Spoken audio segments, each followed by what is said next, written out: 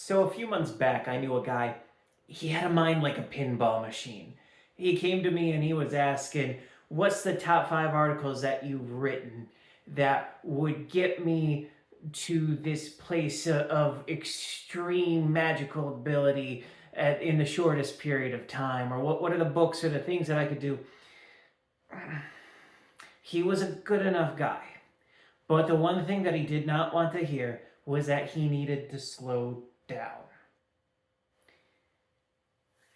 If you approach spirituality from the standpoint that you are a type A personality taking a corporate world hustle culture approach to it, you're going to burn yourself out and you are not going to accomplish a damn thing in the process. And that goes for whether or not you want to be really good at magic or you just want inner peace. You definitely won't get inner peace if you never slow down. Because you got to keep in mind the type A personality, even in the corporate world, that's a scam in a lot of situations. The people who end up rising to the top of a lot of companies aren't the ones who are filling every second of every day with something. It's the people who are really good at looking busy, riding off the coattails of the people who don't understand that that's the actual game, that you're not supposed to break your back, who then go on to break their backs. Like the people who are good at looking busy, they take credit for these guys' work. And so the people who put the work in, they don't get the rewards that they have earned. And the people who have done relatively little end up rising. And that's a raw deal. I completely agree with anybody who thinks it is.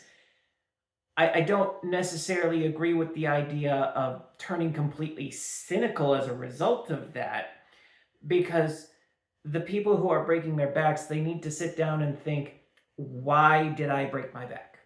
Why did I fill every second of my day with work? Why did I devote myself to things that weren't actually fulfilling for me when I could have done something much healthier for myself?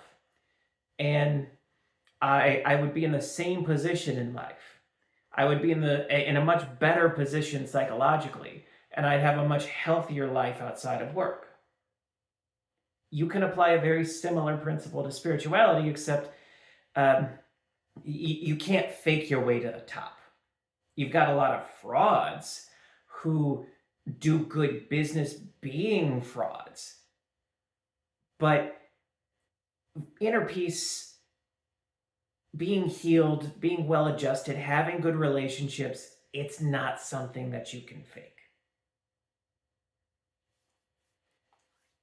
If you actually want to make the fastest progress imaginable, the thing you'd want to do is the thing that most people don't want to hear, which would be find yourself a secluded cabin for about 6 months and completely disconnect from the outside world and put yourself in a position where you're not necessarily sitting in meditation 24/7 that entire time, but you have no choice but to be grounded, connected to nature, and in a meditative state pretty much that entire time, because there's no distractions.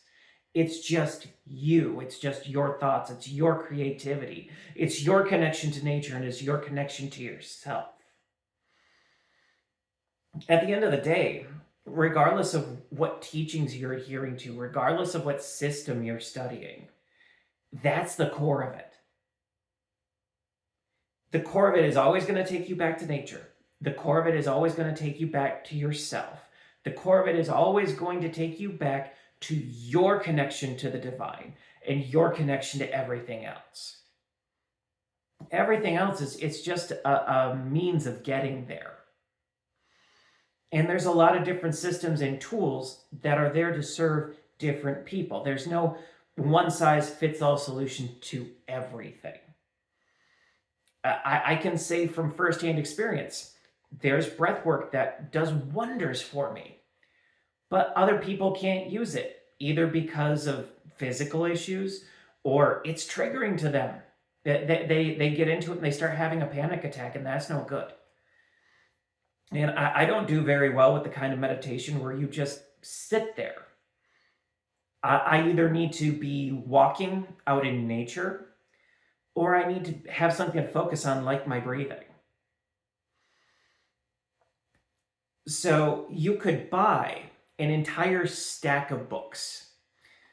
You can attack it like it is a goal that you are trying to achieve.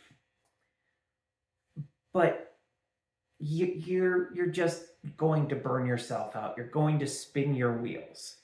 In the actual inner transformation, one way you could look at this is an extroverted approach to it versus an introspective and introverted approach. The extroverted approach definitely has its place in life and in all things, but if you're going 100% extroverted with your spiritual practice, where it's all about the effort that you're putting in, it's all about your interactions with the external world, you're just going to distance yourself further from yourself. You're not actually going to get to your center. You're not going to get more grounded. The person who practices meditation for at least 10 minutes a day for a full year is going to be further along in that span of time than somebody who buys fancy robes and tries to work all these different systems without even adequately understanding one. Because you can synthesize elements of different things in different cultures, but in order to do that, you need a solid foundation first. And the person who spends a year meditating, like, you don't have to just meditate for a year, but somebody who just meditates 10 minutes a day for a full year in whatever way suits them, whether it's mindfulness meditation, whether it's going for walks in nature, they're connected to themselves. They're going to develop a sense of intuition. They're going to understand their connection to things. And that's going to make them more effective magicians when they decide to jump in.